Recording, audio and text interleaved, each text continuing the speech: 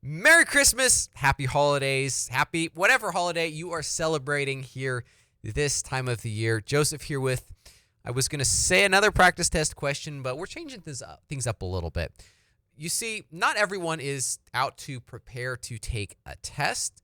Many of you are, and I'm really excited about that. We have more coming here later to talk about our 2023 certification challenge, which will be starting at the beginning of February. Super excited about that.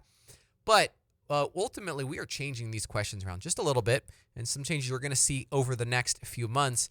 My goal is to help everyone become better at their craft. We have invested a tremendous amount in training and really enriching the community, helping the community become better at their craft. Ultimately, it goes back to our whole title of excellence in e-commerce engineering. So we're changing things up just a little bit. To that end, I want to quickly call out our SwiftOtter YouTube channel. Joseph, you're trying to get people to subscribe, aren't you? Well, I mean, hey, if you want to subscribe, I'll take that. However, no, we're giving back there on our YouTube channel.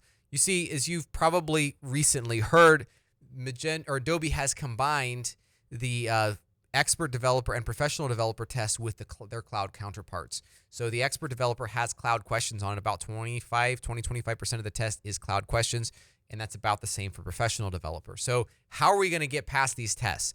Well, what we're doing here is we're building out a cloud course that will be incredibly instrumental and helpful for you achieving this certification. That said, it's in progress, but while it's in progress, we are uploading these videos to YouTube. On YouTube, you can watch them for free. You can watch them, then go get certified. Eventually, yes, they will be paid, part of a course offering, or they will be wrapped into our professional and expert developer course offerings. But for right now, they are there for free. Take advantage of them. And if you do want to subscribe, that'd be wonderful too. One of the changes you will see here today in this difference, shall we say, in our offerings is our practice test question now converted over. Is this area of we're going to start calling out who actually answered the question. And I want to give a congratulations or a shout out to each one of you. It's kind of putting your neck out there because ultimately the idea is, if I don't get this right, I'm not an expert. No, you are an expert. We're changing this title of this to be, can you explain it? Prove your expert status. And the goal is I want to strike up conversation so that you can show how much you know about this certain subject. So it's not necessarily just answering a practice test question. My goal is to go deeper than that. So with all that said, let's take a look at how we did this week. Here are the names of the people who answered. Congratulations. First, good work in answering. Now, a number of you provided answers that were maybe had not necessarily the correct answers, but you had explanations supporting why you chose that. That's still fantastic. You still worked through those answers, and I'm really proud of you. Every one of you that answered these questions, I am proud of you. Good work. Now, for those of you that did not answer it correctly, this is not the end of the world. All we need to do is just do a little calibration. With said calibration, and hopefully watching this video through to the end, you are going to learn something, and you will be glad that you did. So I also want to call out those who have correctly answered this question, but they also put an explanation, get extra kudos here. And we see that we have 1, 2, 3, 4, 5. It's actually about those of you that answered, half of you answered it correctly with an explanation, half of you answered it correctly without an explanation, and then the other half of people ultimately did not answer it correctly. So you see we have a 50% correct rate here, which I'm happy to see. And obviously we have our two other last answers here in this list. So all that said, congratulations, good work. Prove your expert status, and if you didn't get this answer right, not a problem at all. Just watch this video and you would answer this question correctly next time, and hopefully you'll have a much deeper level of knowledge as a result of this, which is entirely the goal of what we do here. Question. You are configuring Fastly on a new Adobe Commerce Cloud installation. You have created a unique service ID and an API key for staging and production each. Question. How would you set this in a way that you won't regret this in the future? And again, not doing practice test questions per se gives me a little more freedom in how I write these questions. And in this case, I like this. How are you not going to regret it? Well, ultimately, there's probably a correct answer that you will regret, and there's probably a correct answer you won't regret, and ultimately there's probably an incorrect answer, which actually is true in this case. I have marked the correct answer, so there is no ambiguity here. Take a look. A, use the Adobe Commerce admin panel. B, export into config PHP. Or C, use environment variables. A, why would this not be correct? Well, again, all the criteria. We're setting this value.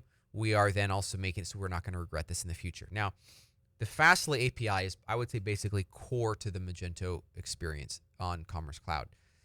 By allowing a merchant to change that, we will probably regret that.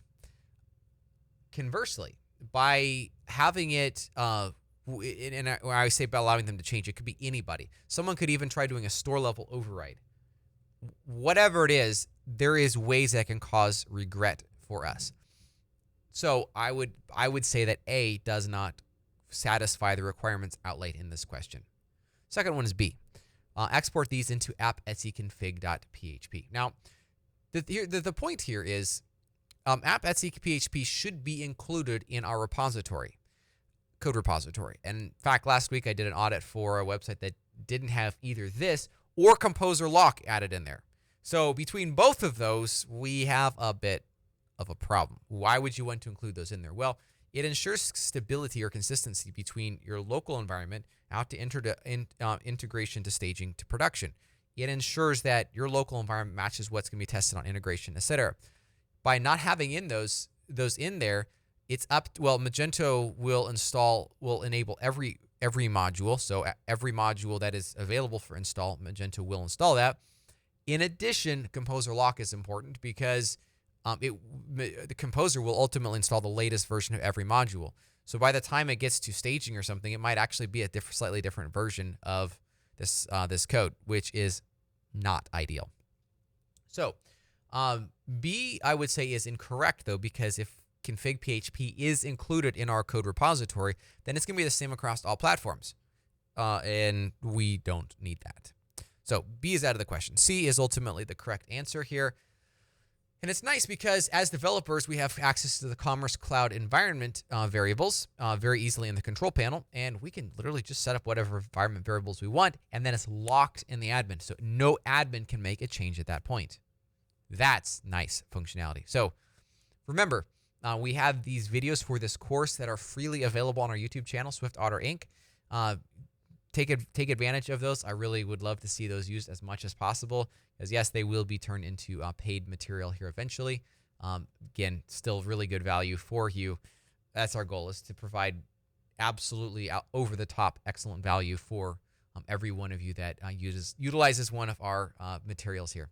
Thank you, and we'll see you next week.